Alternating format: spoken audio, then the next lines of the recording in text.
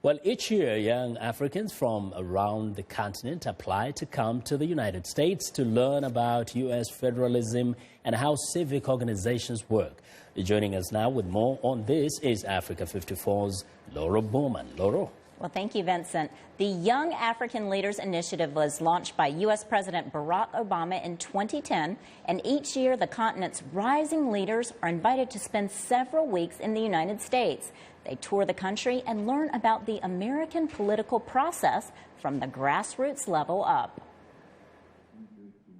We met this year's crop of young African leaders on Capitol Hill, where they were introduced to a packed room, including African ambassadors, business leaders, and activists, as well as dozens of U.S. political staffers.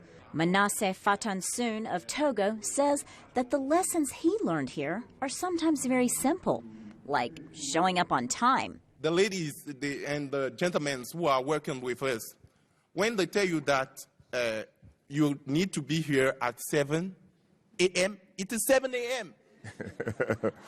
But it's not the case in my country. In my country, if you say 7 a.m., maybe the guy will come at 8. The gathering was moderated by Voice of America's own Shaka Sali, who asked members of the crowd if they wanted to comment. Botswana's ambassador to the United States did. So please, as you move around, go with your chest out. Don't be apologetic, because Africa is a continent on the move. Panel members took questions, and the issue of brain drain was on people's minds. Shehu Jega is a young leader from Nigeria. The brain drain is as a result of the failure of leadership in Africa. Because, like in the U.S. here, you don't need to tell anybody to come back home, because everything is there for him to do. And of course, the idea of gender balance was bandied. There were considerably more African men represented in the group than women. What can women like you do to get ahead in Africa? Women like myself need to be conscious that the development in Africa is not just an issue for men, it's also an issue for women. And these women need to fight and they need to do business.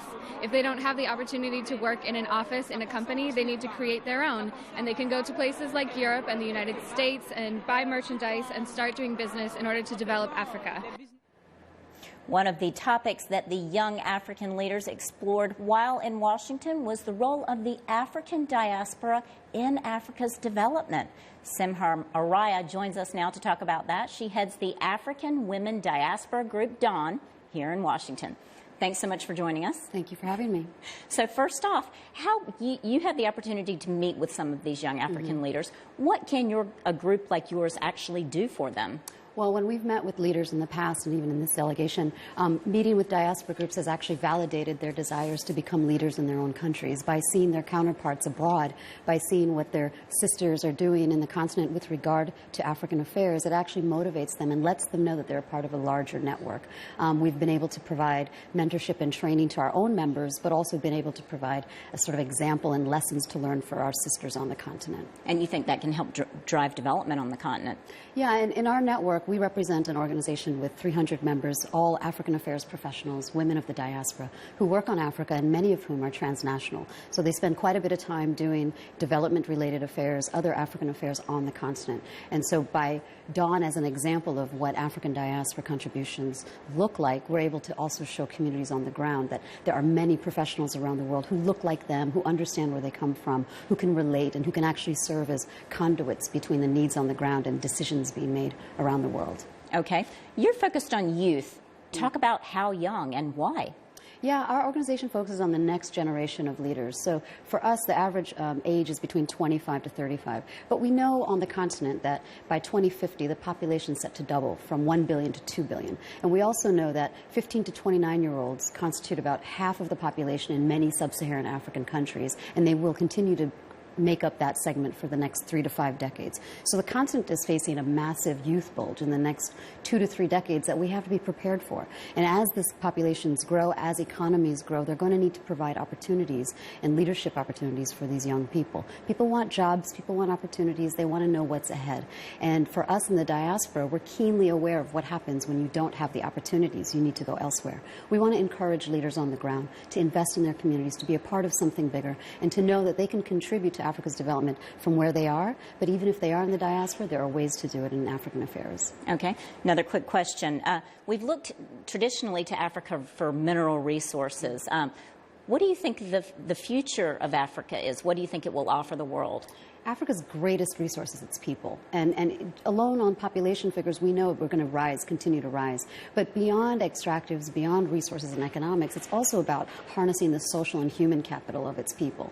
And we know that in the future we'll have more doctors and lawyers, we'll have more entrepreneurs. The space for innovation is already growing incredibly quickly. And so social entrepreneurship, creative solutions for needs on the ground, and also creative solutions around the world. Africans are active change agents around the world. And Dawn, we try to show that. We try to show what our members are doing in their own respective spaces.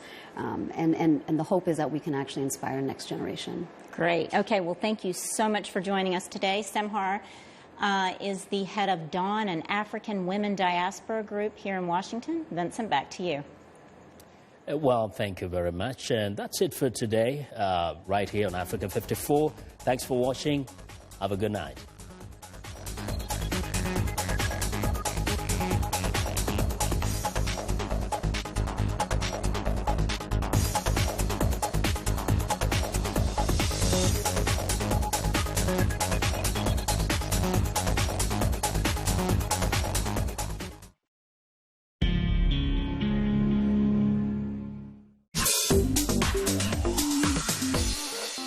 Welcome to English in a Minute. If you have ever heard American English, you probably have heard this saying.